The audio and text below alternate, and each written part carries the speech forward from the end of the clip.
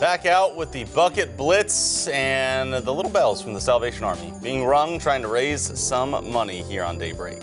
And you don't want to miss the reaction on kids' faces when they find out they're getting an early Christmas at school. We'll have both those stories for you this morning.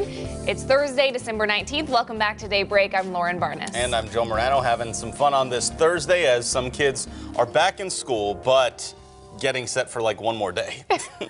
It must be nice. Enjoy it while you can, because this is the last year, too, I believe, before Springfield shortens its winter break. That's right, because schools start a little bit later, so we'll have to see how that plays out for the kids next year. Enjoy right now, that's no problem. And it's not as cold out this morning, starting out as it has been before. It's what Elisa Raff has been telling us. She is out at Bass Pro, continuing our bucket blitz for the Salvation Army. Elisa.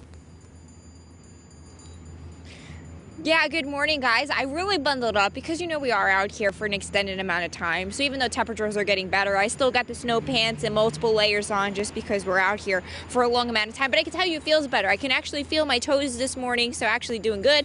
We've got our bell rolling and we've got our bucket. Now the bucket needs to get filled today because this is the last day that Bass Pro is going to double your donations up to $10,000. So you want to come on down, drop some money in the bucket, or you can text to give. Text SAL to 24365. Let's look at your weather. We've got some clear skies out there this morning, dry roads, and much better road conditions because we got a lot of that snow and ice to melt off yesterday, so things are doing much better. It's 29 degrees in Springfield, 32 in Monette, and 28 degrees in Fort Leonard Wood. We've got these winds out of the south at about 5 to 10 miles per hour. So again, it is still a little bit chilly out here with these wind chills, around 20 degrees in Springfield, 17 in Rolla, and 19 degrees is that wind chill in Fort Leonard Wood. We've got some frost on your windshields this morning, so give yourself some extra time to take care of that. You'll need at least a couple of minutes to warm up the car and get rid of the frost. Dry and clear roads as we head through the day today. Those road conditions much better than they were. Mostly sunny skies and temperatures in the lower 50s at Bass Pro all day while we bucket blitz on southerly winds at 5 to 15 miles per hour. Again, we'll be here all afternoon. Ozarks Fox AM will be here, Ozarks Live in the afternoon. That last big push for bucket blitz. Joe, Lauren. All right, Elisa, thank you. If you've ever gone to the store on a Sunday and realized it's too early to buy beer for Sunday night football, a local lawmaker is hoping to do something about that by amending the hours stores and distributors can sell alcohol in Missouri. Republican Dallas County Representative Jeff Knight wants to change the hours business owners can sell liquor on Sundays to match the rest of the week. Right now, the law says you can sell alcohol between the hours of 6 a.m. and 1:30 a.m. Monday through Saturday. But on Sunday, you can only begin selling alcohol at 9 a.m., which goes through midnight. It was just a regulation that I don't see that it's as necessary, as it used to be, 30, 40 years ago with the blue laws. It seems to be, at this point, maybe over-regulated. I think you could potentially see an increase in revenues. Any progress on this legislation will happen after the new year. The city of Springfield may owe the U.S. Department of Labor up to $470,000. City spokesperson Cora Scott says it comes from a mistake in allowing about 100 people to obtain grant money for the allied health field who did not meet all those requirements. A self-imposed audit by the city found that people in question either lived in disqualified counties or did not meet employment status requirements. Scott believes the department will likely declare many of them were eligible, which would bring the number owed down, and students will not be impacted either. This doesn't affect the grant participants at all. They will continue with their training. Some of them have already completed their training, so the good news is it does not affect them in any way. The city has a stellar track record when it comes to grant compliance. We have over $15 million in revenue coming from grants citywide, so it is very important to us that we get it right. And I think what we're doing to step through this process kind of reinforces that. Any money that is owed will come from the city's general fund.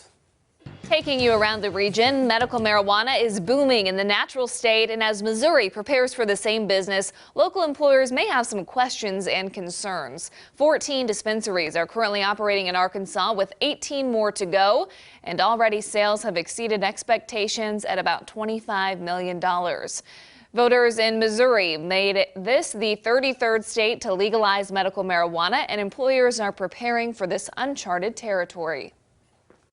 I think the challenge is if someone comes to work and they are under the influence and folks are afraid to take action because they have a medical marijuana card, and so they don't take action, and then someone gets hurt on the job. That I think is always the biggest fear of an employer. Many people might also have questions about employer and employee rights on the issue, especially considering that on the federal level, marijuana is still illegal whether you have a card or not.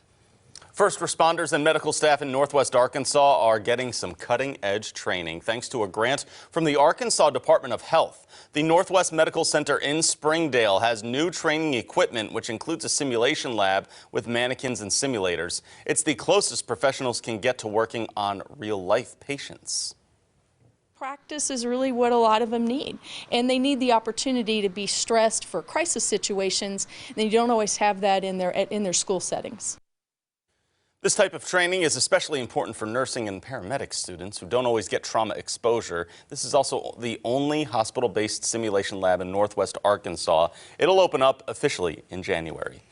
Also in Northwest Arkansas, the food bank is receiving a large donation from Smart Chicken, who donated close to 6,000 pounds of protein to help feed those who need it the most during the holidays. We know that there's a lot of people that have trouble putting a meal on the table, especially a fresh protein item like chicken. And it's the opportunity for us to work with our retailer, with Harps, and that the Northwest Arkansas Food Bank does a great job of distributing this product to those in need. Yesterday, Smart Chicken celebrated its 17th year of giving to those in need in Northwest Arkansas.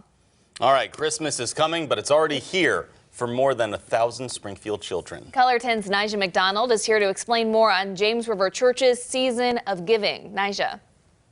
Well, good morning, Lauren and Joe. Since 1999, James River Church has partnered with area school districts to bless children with gifts for Christmas.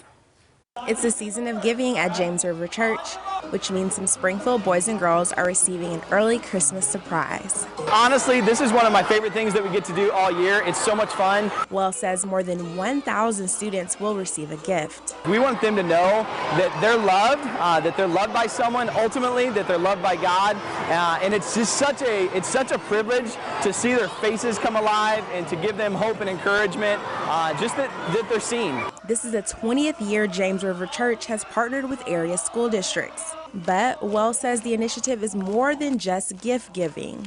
Not just about the gift, but if we can present the gift in a way that they walk away talking about, like, Mom, you'll never believe this. Like, we had, Rudolph the Red-Nosed Reindeer and Frosty and Santa, and all of these special people came and spent time with us. Honestly, we believe that that's going to last even longer than the gifts that they're given. Schools are selected based on the number of children enrolled in the free or reduced school lunch program.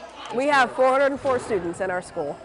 About 3 weeks ago, they started asking me, so what are we going to do this Christmas? What are we going to do? Is James River going to come again? So the buzz started. Dennison says events like this one help reinforce their school's culture. Our school goal is to build a school family, to make sure the kids know they have a safe place to come and that they're welcome here and this is their family outside of their house. Donations for the gifts are provided by families and individuals who attend James River Church. Well, James River Church's Season of Giving will also happen at Bowerman Elementary later this morning.